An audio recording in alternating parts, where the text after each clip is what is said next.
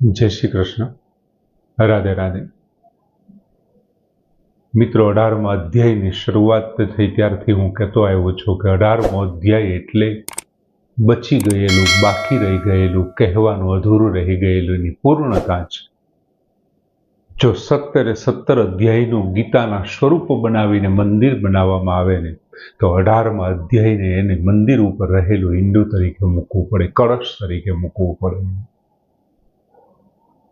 જેમ ખેડૂતો ખેતરમાંથી મગફળીને એવું બધું વીણી લીધા પછી, લઈ લીધા પછી ખેડૂતોને ખબર છે ફરી પાછા આખો દિવસ વાકા ઓલું વાવણિયું કમરે બાંધી અને એક પોપટો ખેતરમાંથી કાઢી અને વરે, અને સાંજ થાય ને તો જેટલા લોકો હોય ને બધા એક ગુણ છે એ મગફળી ભેગી કરી લે, એક કોથળો મગફળી ભેગો થાય. એમ ભગવાને અર્જુનને ખોબા ભરીને જ્ઞાન આપ્યું ગીતાજીમાં. એ જ્ઞાનમાંથી ક્યાંક પડી ગયેલું, ક્યાંક ડીટીએથી તૂટી ગયેલું, ક્યાંક જમીનમાં રહી ગયું, ક્યાંક એમનેમ પડી ગયું. હવે 18મા અધ્યાયમાં ભગવાન એમનું ચયન કરે છે, એમને પાછા વીણે છે. બાકી રહી ગયેલા એ છૂટી ગયેલા જ્ઞાનને પાછું આપે છે. ભગવાને 7મા, 8મા અને 9મા શ્લોકમાં ક્રમશઃ તામસ, રાજસ અને સાત્વિક ત્યાગ વિશેની વાત કરી. આપણને એમ થાય કે ભગવાને ભાઈ પહેલા એવી વાત કરી હતી કે આ મારો નિશ્ચિત મત છે, તો ત્યાં જ સાત્વિક જ્ઞાન કહી દીધું હોત તો બેયમાં એક સરખું જ છે કે ભાઈ આસક્તિ અને ફળનો ત્યાગ કરીને જે કરવામાં આવે એ સાત્વિક છે, કે આ મારો નિશ્ચિત મત છે. પણ જ્યાં સુધી તામસ અને રાજસનું વર્ણન ન થાય ને ત્યાં સુધી સાત્વિક શું છે ને ખબર ન પડે. જ્યાં સુધી દુઃખ ન આવે ને ત્યાં સુધી સુખનો અનુભવ નહીં થાય. સીધું જ કોઈ સુખ આવશે તો એ સુખ સારું નહીં લાગે. તડકામાં ત્રસ્ત થયેલા વ્યક્તિને જેટલો છાંયો ગમશે એટલો એસીમાંથી આવેલા વ્યક્તિને છાંયડો નહીં ગમે, કેમ કે પેલો ત્રસ્ત થઈને આવ્યો છે. એટલે ભગવાને પેલા તામસ રાજસની વાત કરી અને પછી પોતાએ સાબિત કરેલો, સિદ્ધ કરેલો નિશ્ચિત મત છે એ સાત્વિક વિશેની વાત કરી. અને હવે એ સાત્વિક કરવા વાળો કેવો હોય છે એમના લક્ષણો વર્ણવતા ભગવાન 10મા શ્લોકથી શરૂઆત કરે છે કે ન દ્વેષ્ટિ અકુશલમ કર્મ. આ એનું પહેલું લક્ષણ છે. ન દ્વેષ્ટિ અકુશલમ કર્મ કુશલો ન અનુસજ્જતે. આ બીજું લક્ષણ. પછીની વાત કરી કે ત્યાગી, સત્વ સમાવિષ્ટ, મેધાવી, છિન્ન સંશયા. કુલ 6 લક્ષણો ભગવાને આપ્યા છે. પહેલું શું કે છે કે અકુશલમ કર્મમ ન દ્વેષ્ટિ, કે જે અકુશળ કર્મથી ન દ્વેષ્ટિ, દ્વેષ કરતો નથી, અકુશળ કર્મથી દ્વેષ કરતો નથી, અને કુશલો ન અનુસજ્જતે, અને કુશળ કર્મમાં આસક્ત થતો નથી. અનુસજ્જતે ન, આસક્ત થતો, ગમે તેવું કુશળ કર્મ હોય પણ આસક્ત થતો નથી. જોકે ભગવાને તો પહેલા બીજા અધ્યાયમાં જ સાબિત કર્યું હતું, યોગ કર્મશુ કૌશલમ. અહીંયા ભગવાન એમ કહે છે કુશલ ન અનુસજ્જતે, કુશળ કર્મમાં આસક્ત થતો નથી. તે ત્યાગી એટલે ત્યાગી, મેધાવી એટલે બુદ્ધિમાન, છિન્ન સંશય એટલે સંશય વિનાનો, અને સત્વ સમાવિષ્ટ પોતાના સ્વરૂપમાં સ્થિત છે. તે ત્યાગી, બુદ્ધિમાન, સંશય રહિત પોતાના સ્વરૂપમાં સ્થિત છે. ભગવાને પહેલા લક્ષણનું વર્ણન કરતા એવી વાત કરી કે ન દ્વેષ્ટિ અકુશલમ કર્મ. અકુશળ કર્મમાં તે દ્વેષ કરતો નથી. હવે આપણને પ્રશ્ન એ થાય કે અકુશળ કર્મ એટલે કેવા કર્મ? તો કે જે શાસ્ત્ર વિહિત કર્મો છે એ શાસ્ત્ર વિહિત કર્મોને તમે ફળની ઈચ્છાથી, તમે શાસ્ત્ર વિહિત કર્મ કરો, યજ્ઞ કરો, દાન કરો, તપ કરો, પણ શેની ઈચ્છાથી? ફળની ઈચ્છાથી તમે કરો. અને જેના પરિણામે તમને શું થાય? તમને કર્મોનું ફળ મળે તો તમારે ભોગવવા આવવું પડશે. આ વખતે શક્ય નથી તો તમારે પુનર્જન્મ લઈને ભોગવવું પડશે. તો તમને બંધનરૂપ થયા એ કર્મ. તો એ અકુશળ થયું તમારે માટે, કેમ કે ફરી પાછા જન્મ મરણના ચક્રમાં તમને નાખનારા બન્યા. આ ઉપરાંત જે શાસ્ત્રમાં નિષિદ્ધ કર્મ છે, શાસ્ત્રએ ના પાડી છે કે આવું ન કરવું, દારૂ ન પીવો, વ્યભિચાર ન કરવું, માંસાહાર ન કરવો, જેનું પરિણામ શું આવે છે કે નીચ યોનિમાં અને નરકમાં જવું પડે છે, એ બધા જ કર્મો કેવા છે તો કે અકુશળ કર્મો છે. હવે કોઈ પણ સાધક હોય તેણે આવા અકુશળ કર્મનો ત્યાગ કરવો પડે, પણ એ ત્યાગ કરવામાં દ્વેષની ભાવના ન હોવી જોઈએ. જો અકુશલમ કર્મ ન દ્વેષ્ટિ, દ્વેષપૂર્વક એનો ત્યાગ નથી કરવાનો, દ્વેષથી નહીં, ત્યાગ કરવાનો છે વાત સાચી, પણ દ્વેષથી ત્યાગ ન થવો જોઈએ. આવા ત્યાગથી કર્મો સાથે સંબંધ છૂટી જાય. તમે દ્વેષપૂર્વક ત્યાગ કરો કોઈની સાથે ત્યારે સંબંધ છૂટી જાય, પણ દ્વેષ સાથે સંબંધ બંધાય છે. પેલી વાર્તા આપણે સાંભળી હતી ને કે કોઈ એક કુબડી હતી, કુબડી સ્ત્રી કુબજા, એ રોજ મંદિરે જતી, ભગવાનને ફૂલ ચડાવે, દીવો કરે, આ તે બધું કરે, અને છોકરાઓ એને રોજ ખીજવે, કુબડી કુબડી કુબડી, ગામના લોકો એને ખીજવે. આ કોઈના ઉપર ગુસ્સે ન થતી, સાંભળતી જતી ને ચાલી જતી, કેમ કે પોતે હતી જ તે કુબડી હતી.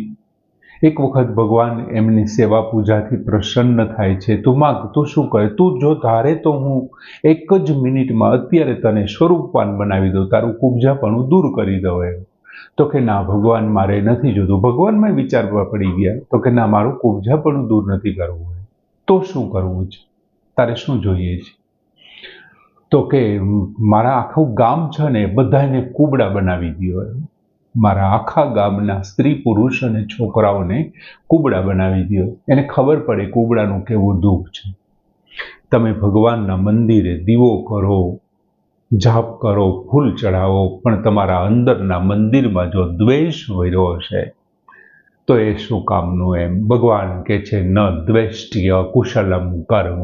તારે અકુશળ કર્મનો દ્વેષપૂર્વક ત્યાગ નથી કરવાનો. તું કર્મનો ત્યાગ કરી શકીશ ભાઈ, પણ તારે દ્વેષ સાથે સંબંધ બંધાઈ જશે. અને દ્વેષ છે ને એ તો કામ્ય કર્મ અને નિષિદ્ધ કર્મ કરતા પણ ભયંકર છે.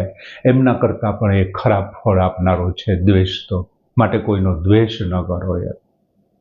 ત્યાગ કરો તો પૂરી શ્રદ્ધાથી ત્યાગ કરો, જતું કરો તો પૂરી શ્રદ્ધાથી, દ્વેષ રાખીને નહીં કરવાનો. બીજું ભગવાને વાત કરી કે કુશલે ન અનુસજ્જતે. કુશળ જે કર્મો છે એમાં તારી આસક્તિ ન થવી જોઈએ. તો કે કુશળ કર્મ એટલે શું? તો કે જે શાસ્ત્ર વિહિત કર્મો, શાસ્ત્રોએ જે કર્મો કરવાનું કીધું છે એ કર્મ પછી તમારા કોઈ પણ વર્ણ પ્રમાણે હોય, કોઈ આશ્રમ પ્રમાણે આવી પીડ્યા હોય કે પરિસ્થિતિ પ્રમાણે જે નિયત કર્મો વગેરે છે એ અનુસાર જે નિયત થયેલા છે એને તમે આસક્તિ અને ફળેચ્છાનો ત્યાગ કરીને જો થાય છે ને તો એ કુશળ કર્મ છે, જે તમને બંધન કરતા ન થાય, જેનું ફળ શું છે તો કે પરમાત્માની પ્રાપ્તિ છે, મુક્તિ છે, પરમ સુખ છે. અને એવું હોવા છતાં પણ સાધક છે ને એ કર્મમાં આસક્ત ન થવો જોઈએ. પછી ભગવાને બીજું લક્ષણ આપ્યું ત્યાગી. કુશળ કર્મ કરવામાં જેનો રાગ નથી અને અકુશળના ત્યાગમાં જેનો દ્વેષ નથી ને, આવો જે વ્યક્તિ છે ને તે સાચો ત્યાગી છે.